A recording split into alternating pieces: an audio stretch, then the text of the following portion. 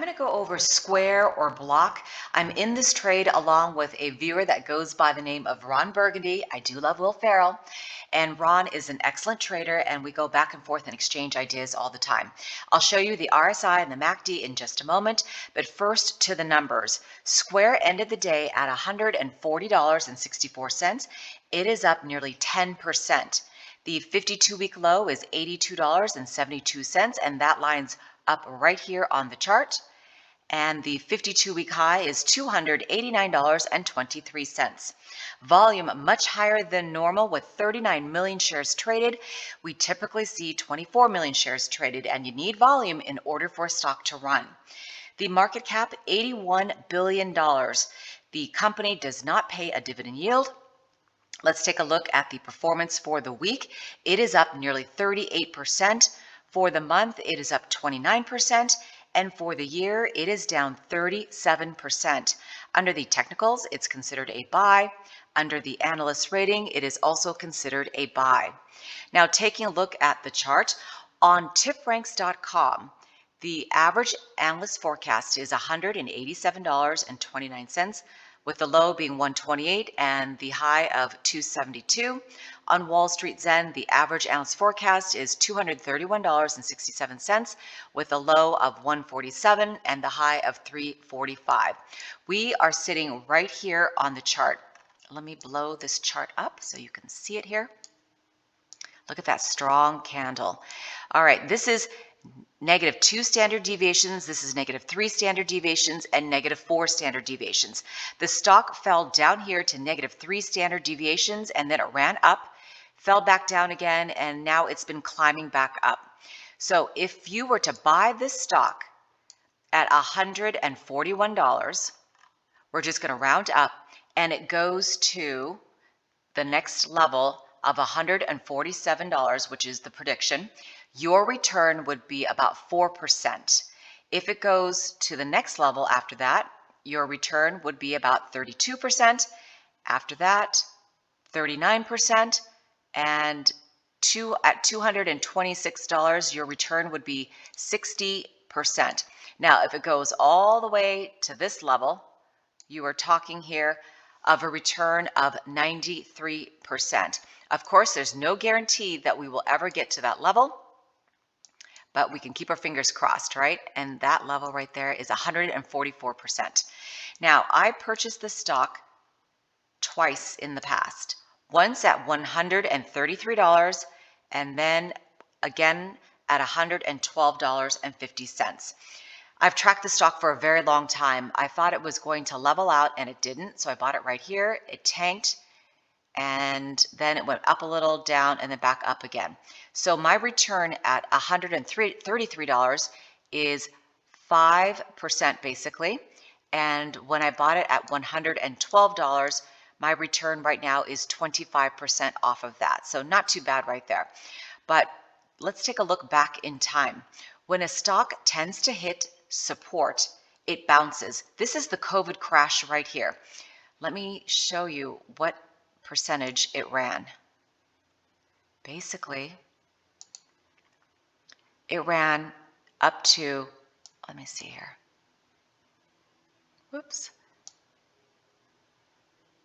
Roughly 791% right there. Actually, let me just draw this over again just to double check. Let me remove that.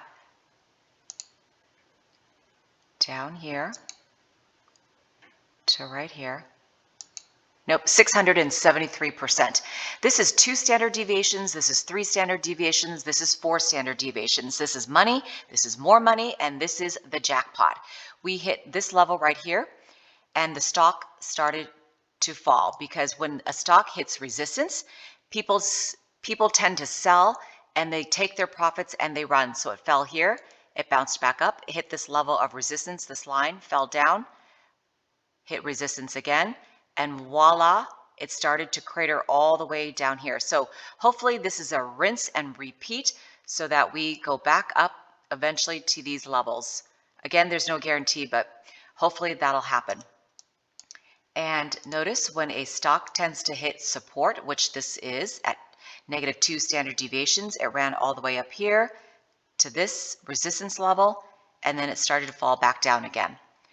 And the stock debuted back in November of 2015. It barcoded, it consolidated, and then it started to go up. This right here, this green line, is the median or the middle price. And this is where the price, tends to float. And then from there, it either goes up or down, obviously. Let's go ahead and take a look at the RSI. It is going straight up. It is not overbought in this zone. This is a zone that people tend to start selling and taking their profits. And this is the oversold zone where I like to start picking up my shares down here. So we've started to run, and hopefully it'll continue to do that. Let's take a look at the MACD. It has started to cross over to the upside. So that is great to see as well. You want both of these to go up to show us that there is a true sign of a reversal. Now let's take a look back in time here when the RSI was at about 30. That's the COVID crash. So you could have picked that stock up for about $34 right there. Let's go ahead and take a look at this on the 1 day time frame, on the daily time frame. And it's very important that you check the different time frames because it gives you different buy and sell signals. So we are right here, and to the upside is $156. So that is a target. And when you're looking at this chart, I don't need to be an analyst to know that this is the target, one of the targets for the future. This is a target, and this is a target. Of course, again, we may never get there, but according to tipranks.com and wallstreetzen.com, the analysts think we are going to get there. So let's show you the RSI. It is shooting straight up. The MACD has already crossed over to the upside. We are getting close to the overbought territory. So this stock could take a breather right up here, go back down, go up and down before it runs again. No stock is just going to go straight up. That does not happen. Let's go ahead and take a look at this on the 3-minute time frame if you are day trading this stock. I'll show you the VWAP in just a moment, but we are right here in after hours. So we're very close to this middle line, the median there. So to the upside right here would be $143. And hopefully it won't go to the downside, but if we were to get there, the low level would be roughly 137. Now let me enable VWAP. This helps you with your entry and exit points if you use the VWAP, which I do to get in and get out of a stock. This is right where we are right here. So we are above a VWAP. So the upper channel is 138.68. VWAP is 134. And to the downside of VWAP is 131. So I just wanted to go over that for you very quickly.